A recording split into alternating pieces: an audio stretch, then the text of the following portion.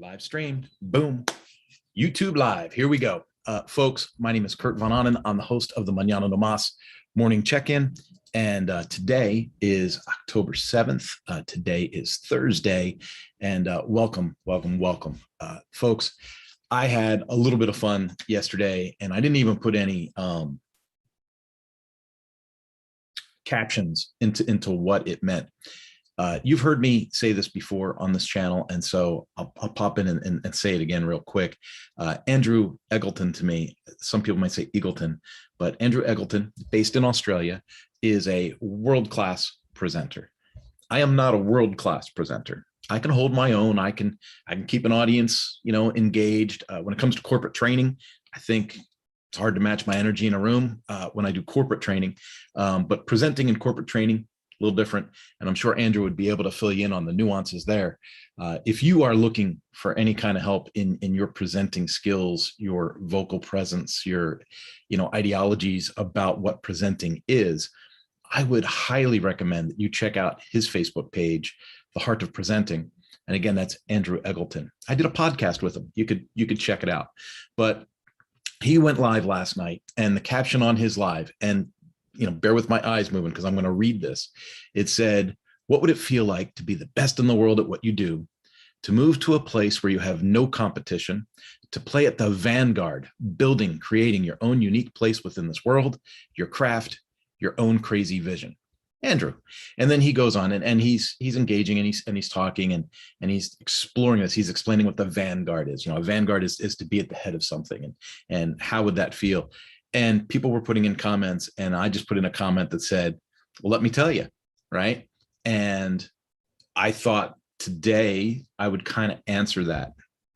Now, this is going to sound, at the risk of sounding like this, it kind of is.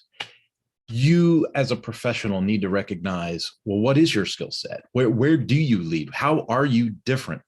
In fact, I just made a video today for the Power Sport Academy as a promotional video that says, why is training with the Power Sport Academy different? That's important. If I'm going to, pick myself out of a small group of people and go, hey, to the bigger group of people, I'm the number one guy at this. I'm the guy that needs $11,000 per customer to show you how to increase your revenue in your business. And this is how I do it. Boom. If I'm going to elevate myself to that status, I need to recognize I'm the best. So literally just had a conversation like 2-3 days ago with a guy in Melbourne, Australia. What a coincidence. These two gentlemen are both from Australia. But I had a conversation with this gentleman from Australia. And as we were discussing, and we're peers in the training industry, he trains automotive, I train power sports. But as we were having an industry discussion about our training processes and the way that we address different things, he said, man, I'm looking at your LinkedIn catchphrase. I'm looking at your LinkedIn statement. You have your name and then you have your statement underneath there, right? He said, I'm looking at that and I'm hearing you talk. And I'm beginning to understand that you do this different than anybody else. Different or better, right? Let's go back to what Andrew had said in his post, right? It says, what would it feel like to be the best in the world at what you do? To move to a place where you have no competition, to play at the vanguard, building, creating your own unique place within this world, your craft, your own crazy vision. When I play presenter and I talk to people like Andrew, or when I sit in at like Lifter LMS and host the mastermind call, or jump in with the guys at Giver Marketing and do their mastermind call on Tuesday mornings, I'm playing at presenting. I'm playing at public speaking. I'm playing in that marketplace because I want to get better. I'm not the best. When I talk to someone like Andrew, I very much realize he is more qualified than I to do presenting. But I like to be in his space. I like to learn. I like to garner what I can from him so that I can get better at what I do. In fact, when I trained for the election with the County of Los Angeles last month, I realized that there were a couple of things that I had picked up. And I was like, okay, this is a good thing. But in reference to his comment, the best, right? What are you the best at? I am absolutely the best at walking into a motorcycle dealership and almost immediately picking out 3 or 4 things that'll raise the revenue of that business.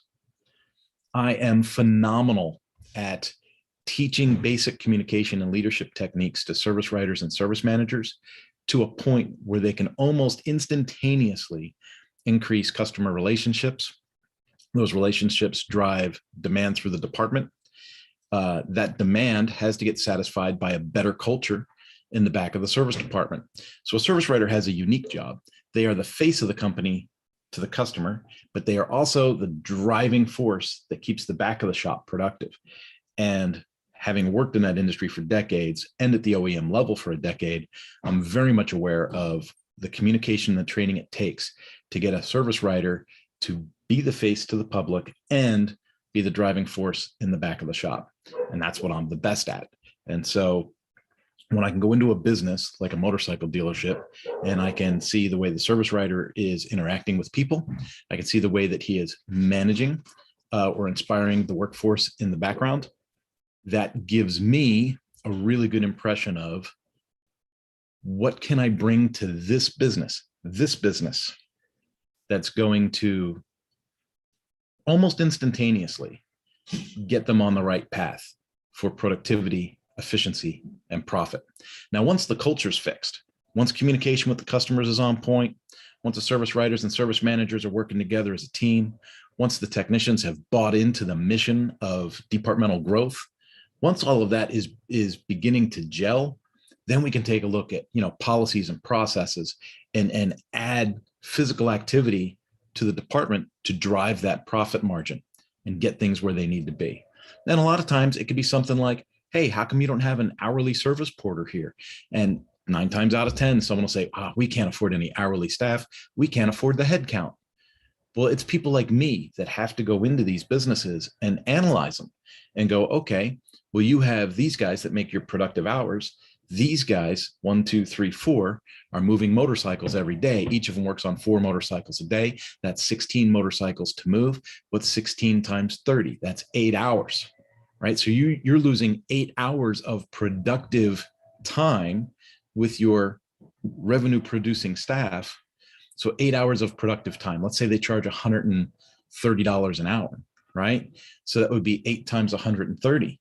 But it's not 8 times 130. It's more like 8 times 200. Should be 8 times 260, but we didn't get that far yet.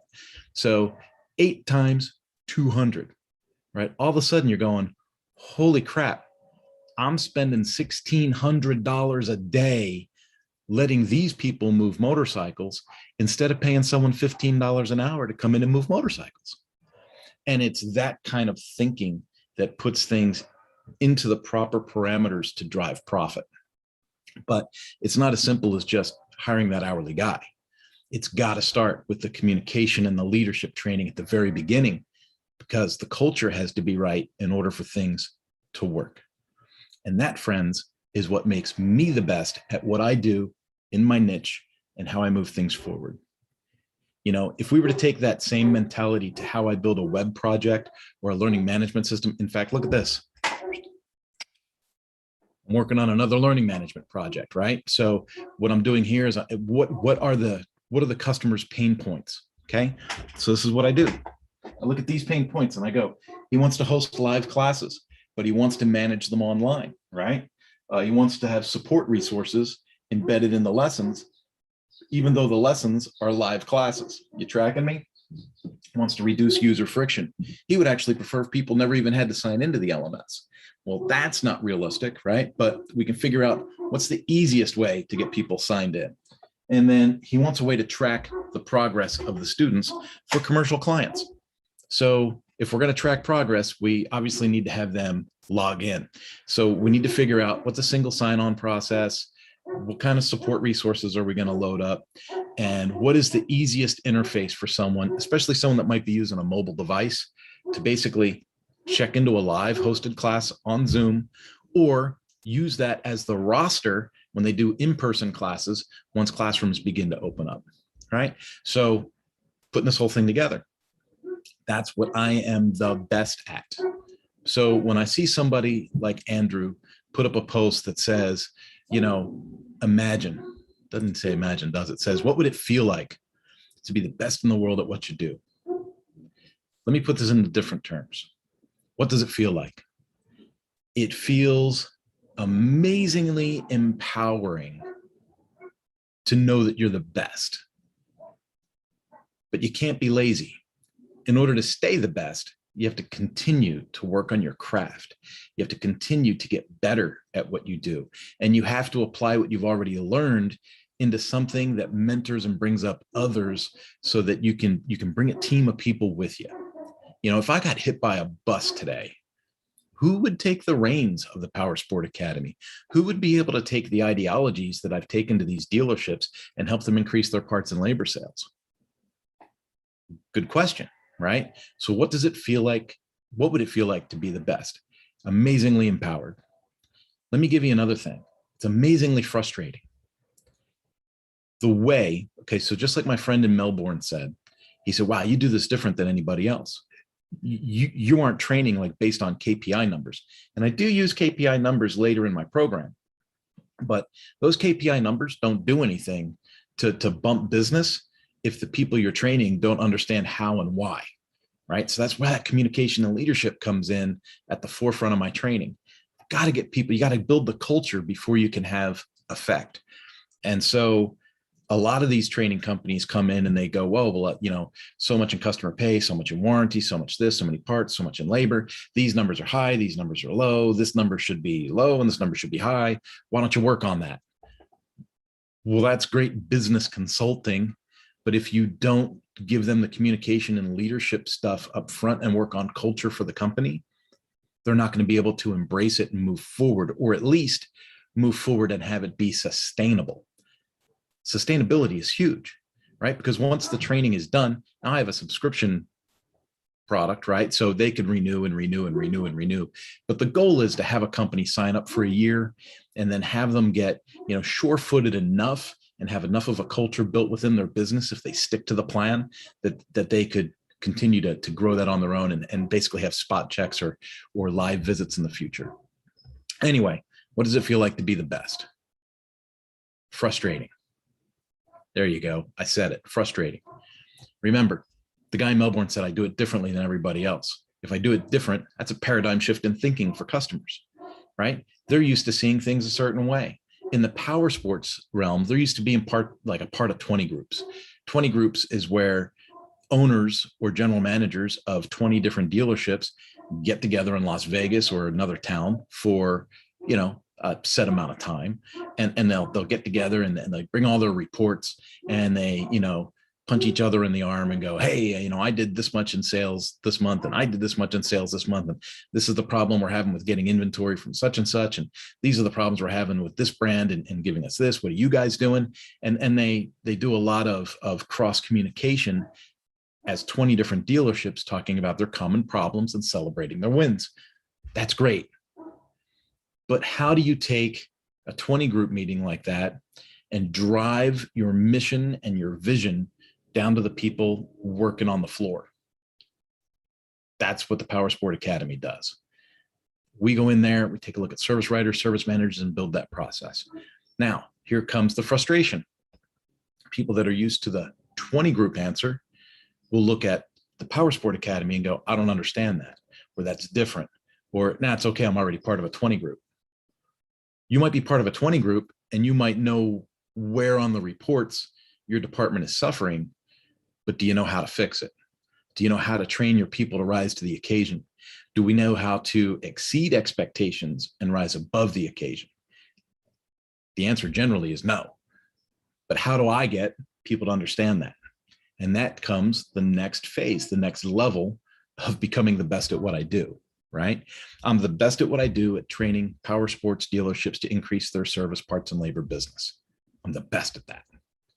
Well, now I have to figure out how to be the best at telling everybody that that's what I'm the best at. And so, as you can see, this just keeps going and going and going. Andrew, personal shout out to you, man. I love that you get people to think. I love what you do with your presenting. I know that you are well above me in that regard. But man, it sure was fun to think about your post last night and Have yourself a great day, a winning week. It's Friday where you're at. So have a great weekend, even under lockdown. Like if you can get to a beach or something, go to a beach. Be awesome. All right. Have a good one, folks. I love you all. Have a good one. I will see you tomorrow on the next Mañana Nomás morning check-in. Bye-bye.